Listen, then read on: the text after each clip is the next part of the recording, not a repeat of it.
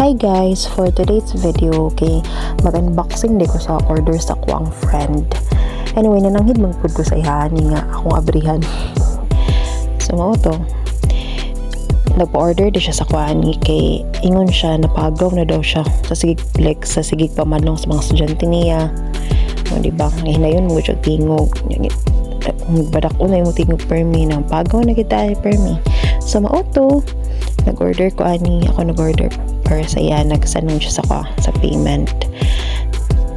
Barato ra gid ni siya for only 300 plus makapalit na kaani. So mo ni siya, naman siyang speaker and then na din ang microphone with wire na siya, kanang wire connect man na to sa speaker. And then napo na siya kuan pataban nga charge kuan cord lang, wala siya kuan kanang adapter bitaw for charge niya.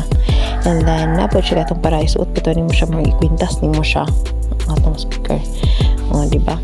Barato ra 300 plus ra, super barato. Kay nang tag-ask mo siya kay akong husband. Napod akong inani akong husband kay akong husband bisag dakuon na tong tingog magklase siya. Pagaw gyapon kay sige pabadlong sa mga estudyante. So to same ang yang order sa akong husband nga gina-use karon nang magklase siya.